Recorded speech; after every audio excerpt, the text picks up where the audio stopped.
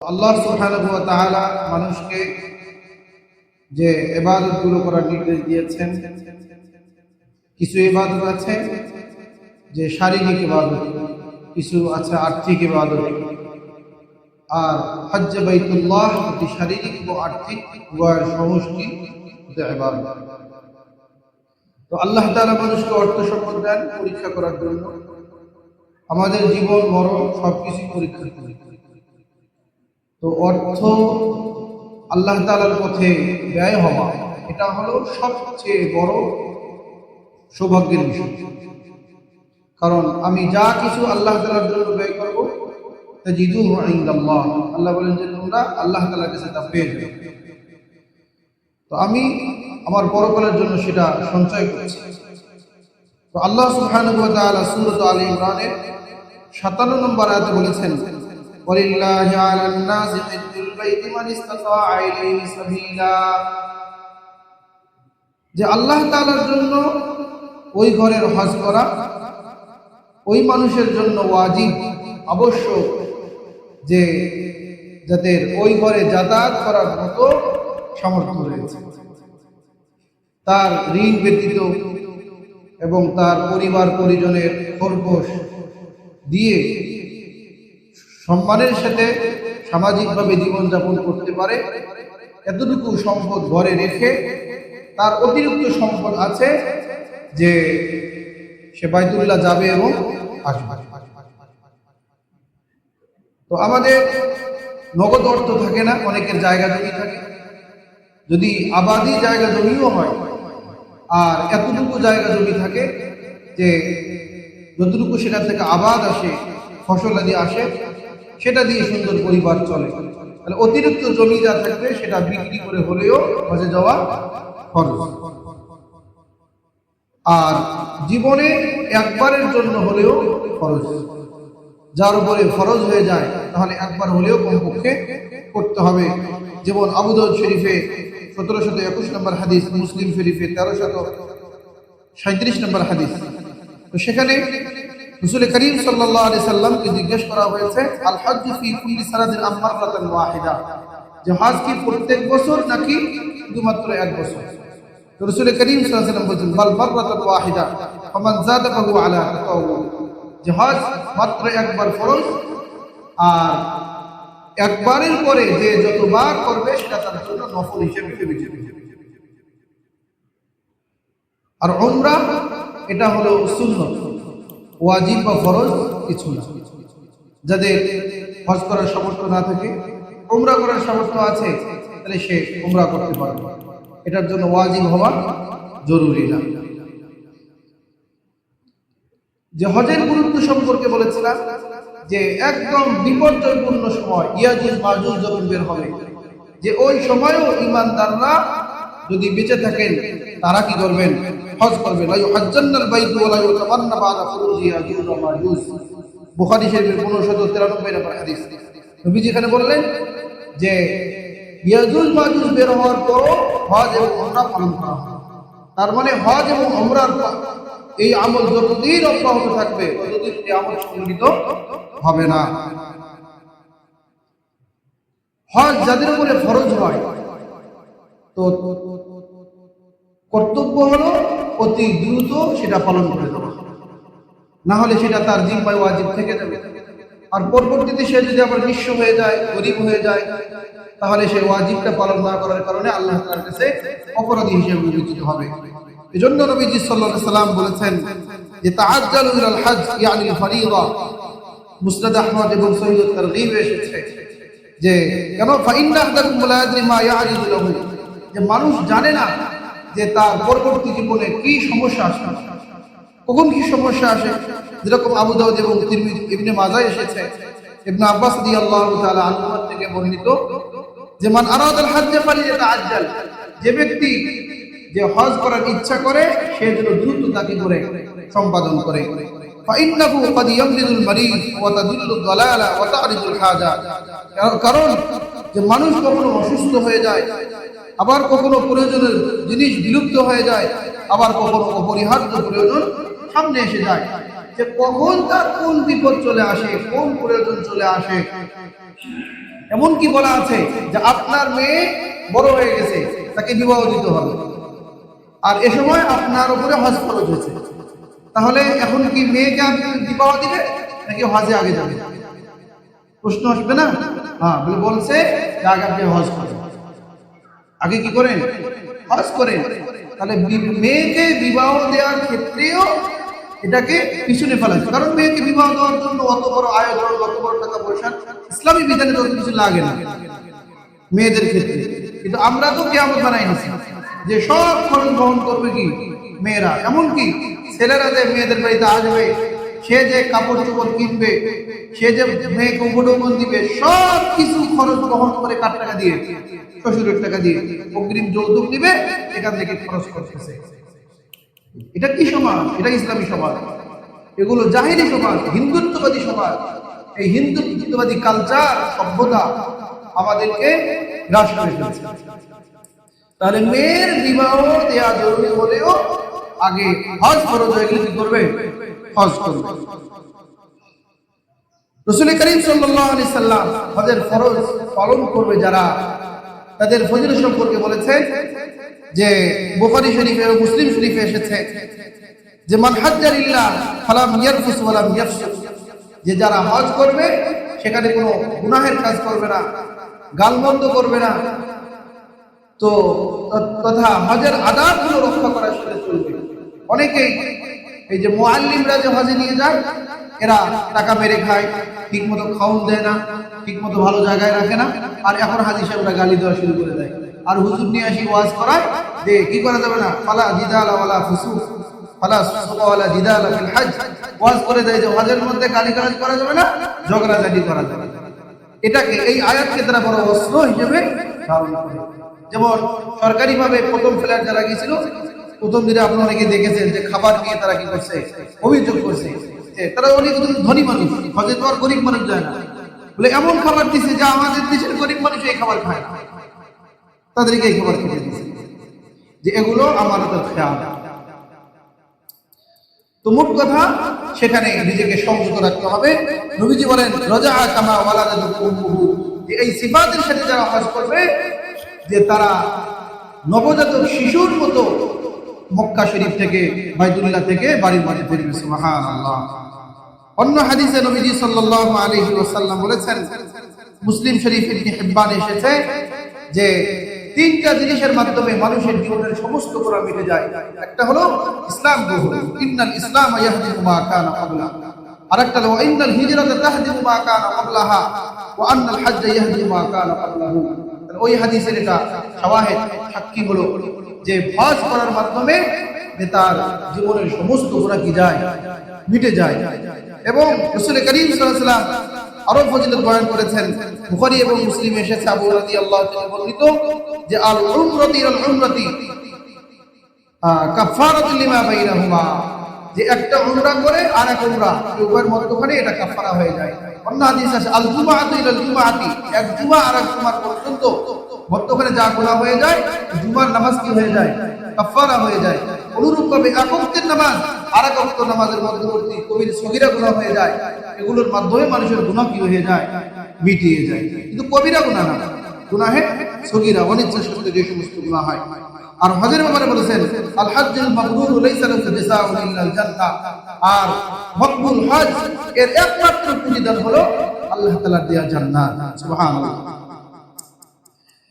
অন্য হাদিসে নবীজি সাল্লাল্লাহু আলাইহি ওয়াসাল্লাম বলেছেন যে বাইতুল্লাহ শরীফ মানুষ যখন তাওয়াফ করে, যে প্রত্যেক তাওয়াফ পদক্ষেপে কদমে আল্লাহ তাআলা তার ইল্লা হাত্তাল্লাহু আনহা বিহা খাতিয়া, একটা করে গুনাহ মাফ করে দেন, ওয়া কাতাবা লাহু বিহা হাসানা, তার একটা করে নেকি দিয়ে দেন, সওয়াব লিখে দেন, ওয়া রাফা লাহু বিহা দারাজা, আর এই পদক্ষেপের কারণে আল্লাহ তাআলা জান্নাতের মধ্যে তার মর্যাদাকে উন্নত করতে থাকেন। আর এক হাদিসের মধ্যে নবীজি বলেছেন, তিরমিজি এবং নাসাঈতে এসেছে যে তোমরা হজ এবং উমরা পালন করো, কারণ যে ফাইন্নাহুমা ইয়ানফিয়ানিল ফাকরা ওয়াজ যুনুব, যে হজ এবং উমরা পালন করার দ্বারা যে তার গুনাহগুলোকে জ্বালিয়ে দেয়, পুড়িয়ে দেয়, মিটিয়ে দেয়। যে কেমন কামা ইয়ানফিল কিরু খাবাসাল হাদিদ ওয়াজ যাহাব ওয়াল ফিদ্দা, যে স্বর্ণ রূপা লোহার মধ্যে যেরকম জং ধরে মরিচা ধরে যে আগুনের মধ্যে পুরার কারণে ময়লাগুলো কি যায় পুড়ে যায়, অনুরূপ ভাবে যে মানুষ যখন হজ উমরা পালন করে তার গুনাহগুলো মিটে যায়। ওয়ালাইসা লিল হাজ্জাতিল মাবরুর সাওয়াবুন ইল্লাল জান্নাহ, এই হাদিসের অংশেও নবীজি বলেছেন যে একমাত্র হজের সওয়াব এবং বদলা হলো জান্নাত। তাহলে মহিলা যারা আছে যে তাদের জিহাদ সম্পর্কে উদ্বুদ্ধ করা হয়নি, যে তারা জিহাদের ময়দানে গিয়েছিল, নবীজির যুগে গিয়েছে, মুজাহিদদেরকে পানি পান করিয়েছে, তাদেরকে সাহায্য করেছে, সেবিকার কাজ দিয়েছে। আর পর্দার বিধান নাযিল হওয়ার পূর্বে অনেক মহিলা তারা যুদ্ধের ময়দানেও রঙ্গনে কাজ করেছে, এরকম বহু সাহাবিয়াদের ঘটনা আছে।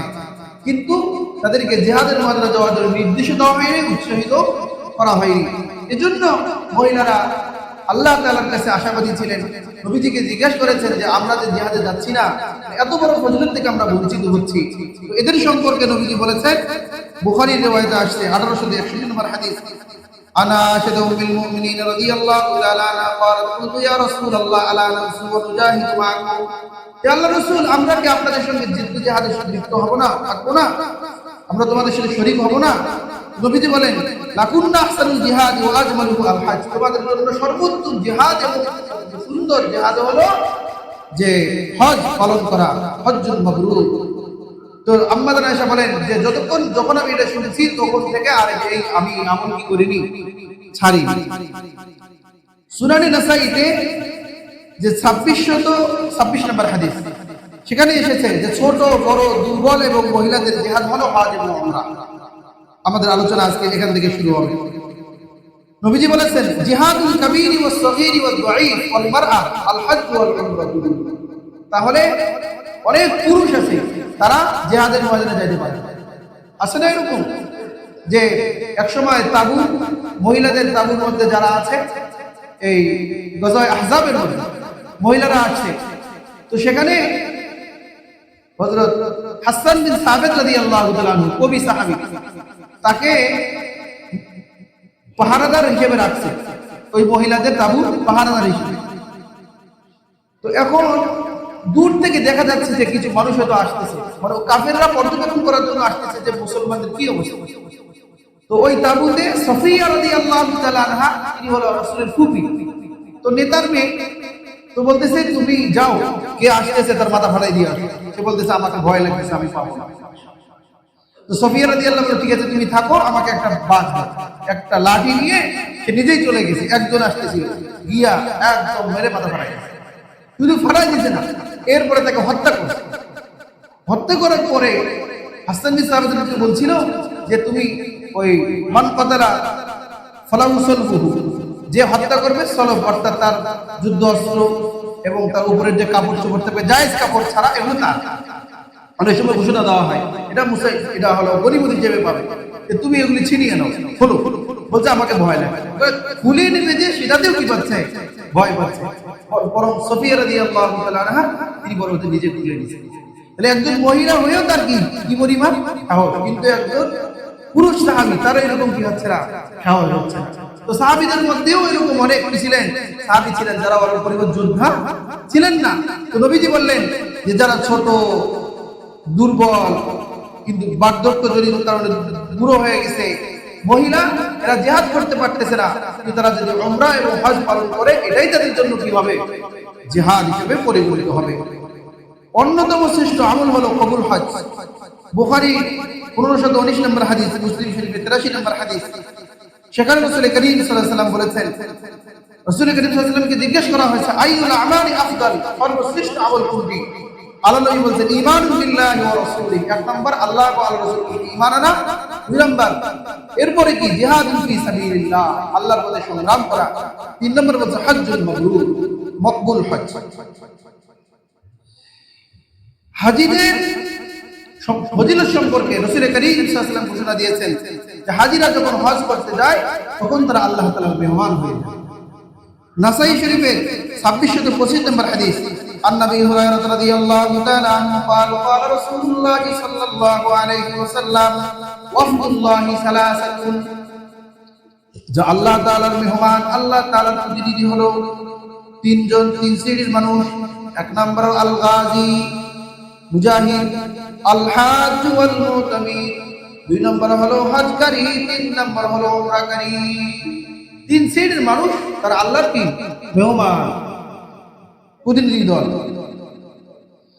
ইবনে মাজাহ শরীফের 892 নম্বর হাদিস, সেখানে নবীজি বলেছেন আল হুজ্জাজ ওয়াল উম্মার ওয়াফদুল্লাহ, যে হজ পালনকারী এবং উমরা পালনকারী এরা হলো আল্লাহ তাআলার মেহমান, আল্লাহ তাআলার প্রতিনিধি দল।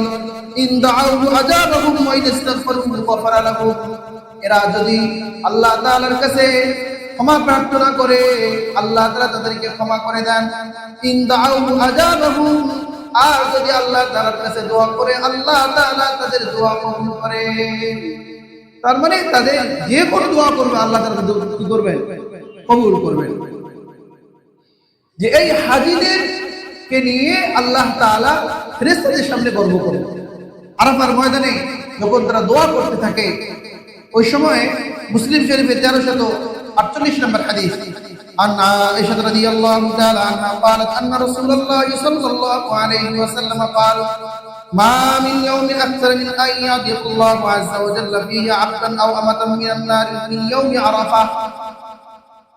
আরাফার দিনের চেয়ে অন্য কোন দিনে আল্লাহ তাআলার বান্দা এবং বান্দীকে অধিক পরিমাণে ক্ষমা করেন না। তার মানে আরাফার দিনে সবচেয়ে বেশি মানুষকে ক্ষমা করেন। ইন্নাহু লায়াদুনু, যে আল্লাহ তাআলা ওই দিনে বান্দার অতি কাছে হয়ে যান।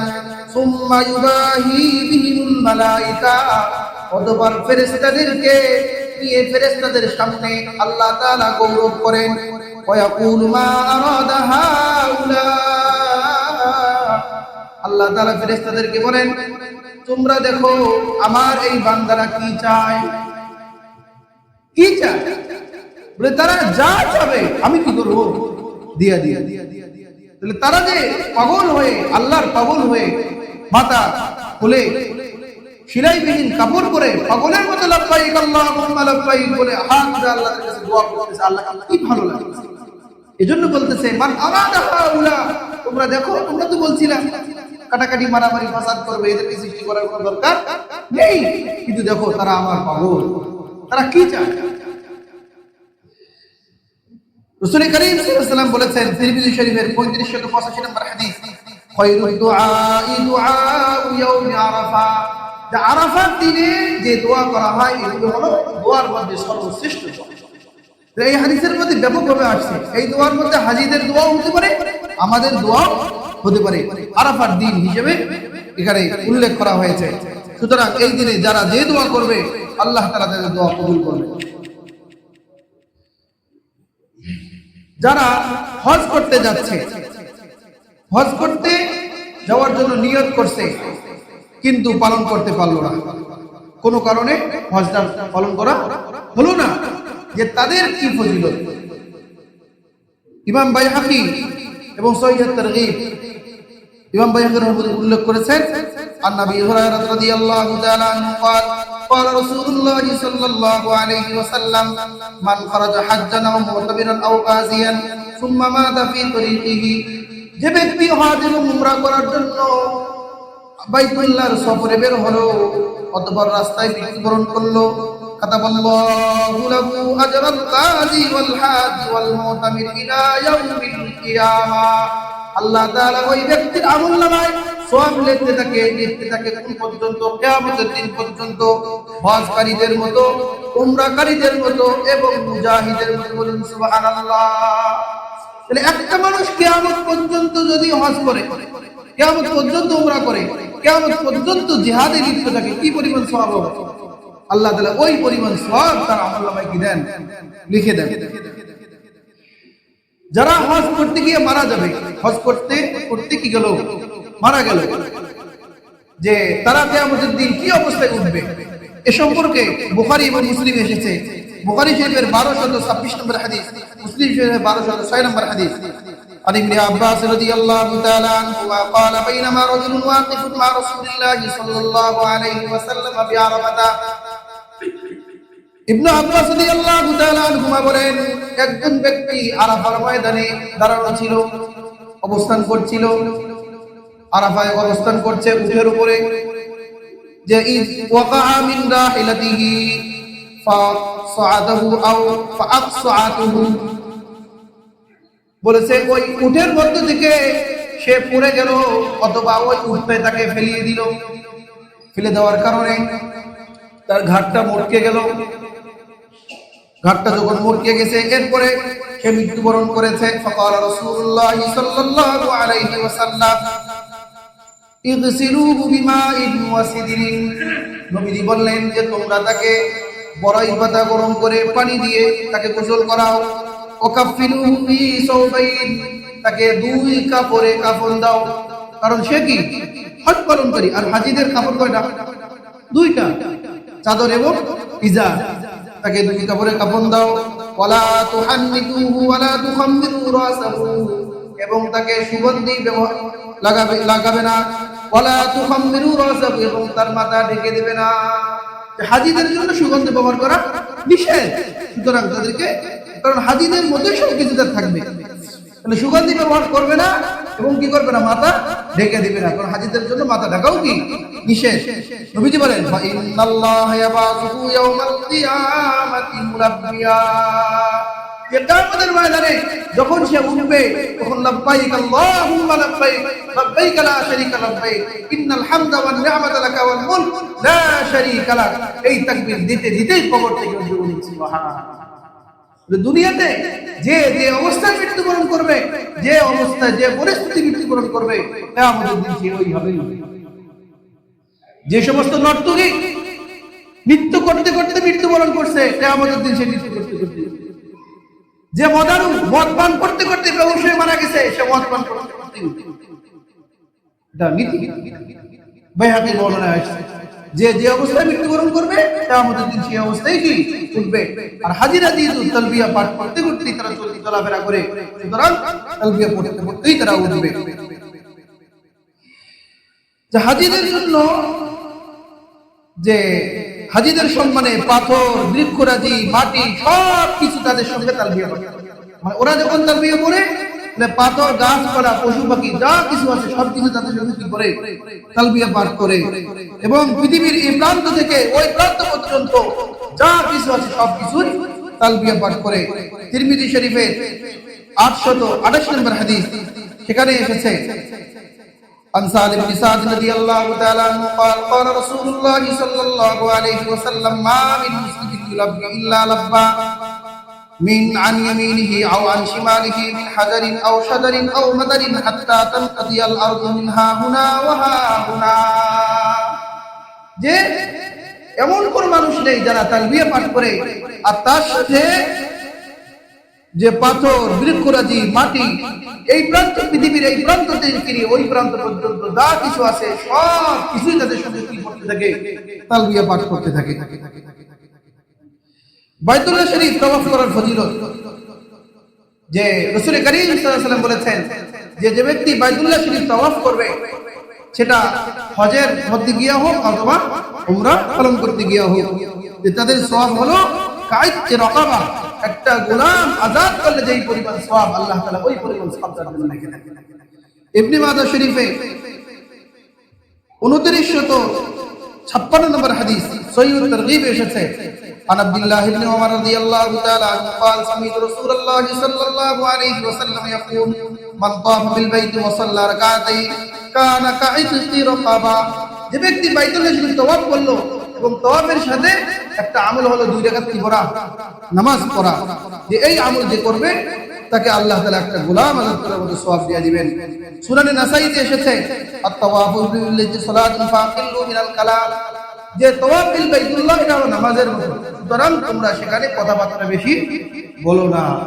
তাহলে তাওয়াফের মধ্যে কি পরিমাণ, যদি নামাজ, শাফি রহমাতুল্লাহ আলাইহি বলছে যে এটা নামাজ, আত-তাওয়াফু বিল বাইতি কাস-সালাত বলছে নামাজের মতো। তো নামাজের মধ্যে যেরকম ওযু ফরজ, পবিত্রতা জরুরি, নামাজের মধ্যে যে সমস্ত কাজ কারবার জরুরি, ঠিক তাওয়াফের মধ্যে ওগুলো কি জরুরি। আর আমরা কি করি, ওই তাওয়াফ করতেছে, সেলফি উঠাইতেছে, সারা দুনিয়ার মানুষকে জানাইতেছে। তো নামাজের মধ্যে কি সেলফি উঠে যায় আছে? ঈদের দিন দেখবেন কিছু মানুষ সেজদাতে গিয়া সেলফি উঠাইতেছে, সবাই সেজদা করতেছে, কি করতেছে, ছবি উড়াই দিয়েছে সারা দুনিয়ার মানুষ জানে। এরকম বেয়াকুফ আছে না নেই? এরকম সমাজে মানুষ। আসলে ইবাদতের তাৎপর্য আমাদের বুঝে আসে। মসজিদুল হারাম বাইতুল্লাহতে নামাজ আদায় করার ফজিলত নবীজি সাল্লাল্লাহু আলাইহি ওয়াসাল্লাম বলেছেন, সালাতুন ফি মসজিদি আফদালু মিন আলফি সালাতিন ফিমা সিওয়াহু ইল্লাল মসজিদুল হারাম ওয়া সালাতুন ফিল মসজিদুল হারামি আফদালু মিন মিয়াতি আলফি সালাত ফিমা সিওয়াহু। যে মসজিদুল হারামে নামাজ আদায় করা অন্য মসজিদের চেয়ে 1 লক্ষ গুণ আল্লাহ তাআলা বেশি পরিমাণ সওয়াব দেন। আমরা এই মসজিদে নামাজ পড়ব 1 রাকাতে 500 টাকাতে সওয়াব জমে মসজিদ হিসেবে। আর বাইতুল্লাহতে যদি নামাজ পড়া হয় 1 রাকাতে কয় রাকাত? 1 লক্ষ রাকাত নামাজের সওয়াব পাওয়া যাবে। আর মসজিদে নববী মদিনার মসজিদে কেউ যদি নামাজ পড়ে 1 রাকাতে, এক হাদিসের মধ্যে আসছে যে 1000 রাকাতের সওয়াব, এক হাদিস আছে 50,000 রাকাতের সওয়াব। সাফা এবং মারওয়া সাই করা, এটা একটা গোলাম মুক্ত করার মতো সওয়াব আল্লাহ তাআলা দান করেন। অনুরূপ ভাবে সেখানে গিয়ে জমজমের পানি পান করা হয়। এই জমজমের পানির ফজিলত সম্পর্কে সহিহুল জামে আত-তাবরানী এই মুজাবুল আওসাত সেখানে হাদিস এসেছে, খায়রু মাইন আলা ওয়াজিল আরদি মাউ জামজামা ওয়া ফীহি তুআমুন মিনাত তুবি ওয়া শিফাউন মিনাস সুকুম। অনুরূপ ভাবে মুসলিম শরীফে আসছে, ইন্নাহা মুবারাকাতুন, যে ভূপৃষ্ঠে সেরা পানি হলো জমজমের পানি। ভূপৃষ্ঠে যত পানি আছে সবচেয়ে সেরা পানি কি? জমজমের পানি। এর মধ্যে রয়েছে পুষ্টিকর খাদ্য এবং রোগ মুক্তি। এবং নবীজি মুসলিম শরীফে আসছে, ইন্নাহা মুবারাকাতুন, এটা হলো বরকতপূর্ণ পানি। অন্য হাদিসে আসছে মুস্তাদরাকে হাকিম সহিহ তারগীব, সেখানে রাসূল করিম সাল্লাল্লাহু আলাইহি সাল্লাম এই পানি যারা রোগী, এই রোগী যদি শিফার জন্য এই পানি পান করে, নবীজি বলেছেন যে আল্লাহ তাআলা তাকে আরাকুদ দান করবেন। এই পানির মাধ্যমে আশ্রয় প্রার্থনা করলে আল্লাহ তাআলা তাকে আশ্রয় দিবেন। আর বলেছেন তুমি পরিতৃপ্তির সাথে পিপাসা নিবারণ করো এবং আল্লাহ তাআলার কাছে দোয়া করো। জমজমের পানি পান করেও যদি কেউ দোয়া করে আল্লাহ তাআলা সেই দোয়া কি করেন? কবুল করেন। অন্য হাদিসে আসছে যে সহিহুল জামে এবং সহিহা সেখানে এসেছে যে জমজমের পানি নবী আলাইহিস সালাম নিজে বহন করে নিতেন অথবা রোগীদের মাথায় ঢালতেন এবং তা পান করতেন। এজন্য যে বাংলাদেশেও জমজমের পানি কিনতে পাওয়া যায়, কিন্তু এটা আসল জমজমের পানি কিনা এটা নির্ণয় করা কি মুশকিল। এই জন্য যে হাজিরা যখন আসে কিংবা আমরা যখন যাই, ওই পানিটা আমরা অল্প হলেও সংগ্রহ করে রাখবো। কঠিন রোগে আক্রান্ত, যে যার কোনো চিকিৎসাই নেই, এমন রোগীকেও যদি আমরা বরকতের জন্য আল্লাহ নবীর বাণী অনুযায়ী তাকে খাওয়াই, আল্লাহ তাআলা চাহে এই বরকতেই তাকে কি করে দিবেন? সুস্থ করে দিবেন।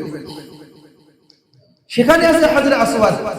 এই হাজরে আসওয়াদের ফজিলত সম্পর্কে হাদিস এসেছে, عن ابن عمر رضي الله تعالى عنهما عن النبي صلى الله عليه وسلم إن مسح الحجر الأسود والركن اليماني حاطان الخطايا حقا। নবীজি বলেন যে হাজর আসওয়াদ এবং রুকন ইয়ামানি যারা স্পর্শ করবে, এর কারণে আল্লাহ তাআলা তার গুনাহগুলোকে মিটিয়ে দিবেন। অন্য হাদিসে হাজর আসওয়াদের ফজিলত আরো এসেছে,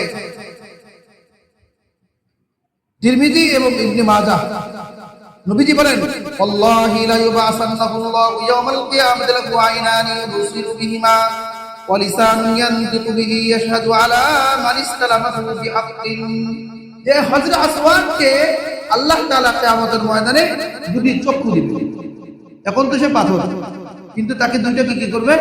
চক্ষু দান করবে। ইউবসিরু বিহিমা, সেটা দিয়ে দেখবে। ওয়ালিসানুন ইয়ানতিকু বিহি, তাকে আল্লাহ তাআলা একটা জিহ্বা দিবেন, সেই জিহ্বা দিয়ে, জবান দিয়ে, মুখ দিয়ে সে কথা বলবে, সাক্ষ্য দিবে আলা মান ইসতালামাহু বিহাক্কিন, যে সত্য নিষ্ঠার সাথে তাকে ইসলাম করেছে, মানে চুমু দিয়েছে। তো চুমু দেওয়া তৌফিক হয়নি, যে হাত উঁচু করে এরভাবে চুমু দেওয়া, এটাকে বলা হয় কি? ইসলামুল হাজর। অনেকেই বোঝে না, পিড়াপিড়ি করে মানুষের কাঁধে পাড়া দিয়ে করবে, চুমু দিবে। আপনি মানুষকে কষ্ট দিয়ে গুনাহ মাফ করতে যাচ্ছেন, যাইতেই তো আপনি গুনাহ করতেছেন। এগুলো আবেগ দেখাইলে হবে না। যদি আপনার তৌফিক হয় আপনি যান, আর না হলে দূর থেকে কি করেন, ইস্তেলাম করেন, তাহলে আপনি পূর্ণ ফজিলত কি পেয়ে যাবেন। যে রুকনে ইয়ামানি, ওই যে মিজাব যেখানে পানি পড়ে, তো পাথর থেকে নিয়ে এই যে বাম পাশে মাকাম ইব্রাহিমের মধ্যবর্তী যে স্থানটা, এটাকে বলা হয় রুকনে ইয়ামানি। তো এর সম্পর্কে আসছে আর রুকনু ওয়াল মাকামু ইয়াকুতানি মিন ইয়াকুতিল জান্নাহ, যে এটা হলো জান্নাতের একটা পাথর, ইয়াকুত মণিমুক্তা, যে তামাসাল্লাহু নূরুহু, যে তামাসাল্লাহু নূরুহুমা ওয়ালাউ লাম ইয়াতমিস নূরুহুমা লাআযাআতা মা বাইনাল মাশরিক ওয়াল মাগরিব, যে এর মধ্যে যে চমক উজ্জ্বলতা আছে আল্লাহ তাআলা সেটাকে আপাতত নিভিয়ে দিয়েছেন। যে যদি আল্লাহ তাআলা এটাকে মুছে না দিতেন তাহলে এর আলোতে যে বাইনাল মাশরিক ওয়াল মাগরিব, রাষ্ট্র এবং পাশ্চাত্য, পূর্ব থেকে পশ্চিম পর্যন্ত পুরা দুনিয়াকে এই পাথরের উজ্জ্বলতায় আলোকিত করে। এই পরিমাণ আলো এবং জ্যোতি সেখানে রয়েছে। অন্যত্র বর্ণনা করা হয়েছে যে ইন্নার রুকনা ওয়াল মাকামা মিন ইয়াকুতিল জান্নাহ ওয়ালাউলা মা মাসসাহুমা মিন খাতায়া বানি আদম লাআযাআতা মা বাইনাল মাশরিক ওয়াল মাগরিব ওয়া মা মাসসাহুমা মিন দিআতিন ওয়ালা সাকিমিন ইল্লা শুফিয়া, যে এই পাথরগুলো জান্নাতি পাথর মণিমুক্তা, যে যদি বনি আদমের গুনাহ এগুলিকে স্পর্শ না করত, মানে জান্নাত থেকে আসছে ধবধবা সাদা উজ্জ্বল হয়ে, কিন্তু বনি আদমের গুনাহ নিয়ে সেগুলো কি হয়ে গেছে, কালো হয়ে গেছে। বলছে যদি বনি আদমের গুনাহ তাদেরকে স্পর্শ না করত, সেগুলোকে স্পর্শ না করতো, তাহলে পূর্ব এবং পশ্চিমকে আলোকিত করে দিত। এরপরে নবীজি বলেছেন যে যারা এই হজরে আসওয়াদকে স্পর্শ করবে, মিন জিআতিন ওয়ালা সাকিমিন ইল্লা শুফিয়া, যে কোন অসুস্থ ব্যক্তি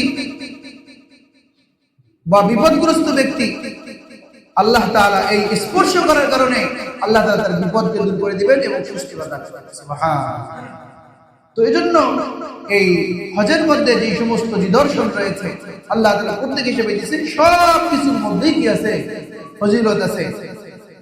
আকীদা আমাদের রাখতে হবে যে পাথর আমাকে কোনো আরোগ্য দিতে পারবে না, পাথরের মধ্যে কোনো ক্ষমতা নেই।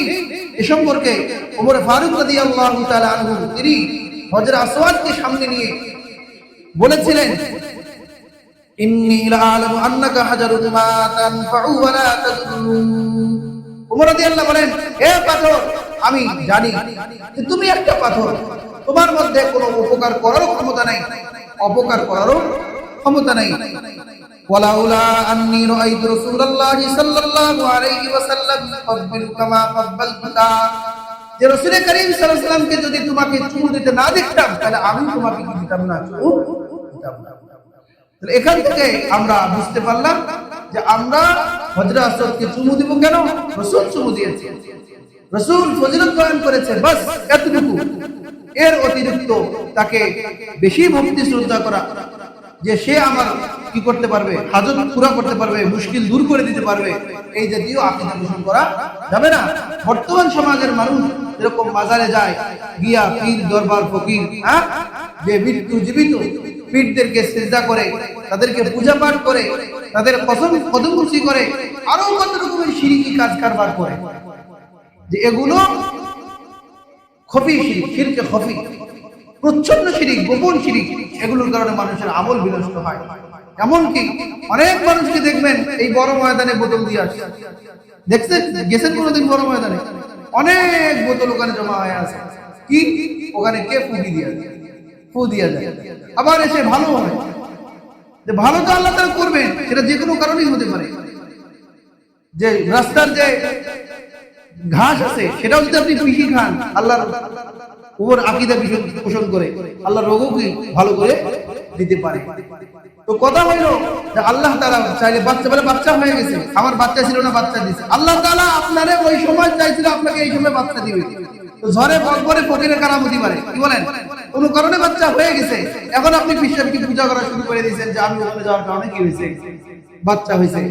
তো বলতেছে বাচ্চা তো যে কোনো কারণেই, আল্লাহ তাআলা ওই সময় দিতে চাইছে, দিয়েছে, কিন্তু আপনার আকীদা নষ্ট করে আপনি কি হয়ে যাইতেছেন, কুফরের মধ্যে লিপ্ত হচ্ছেন। এজন্য আমাদেরকে কুফর শিরিক থেকে কি করতে হবে, বাঁচতে হবে।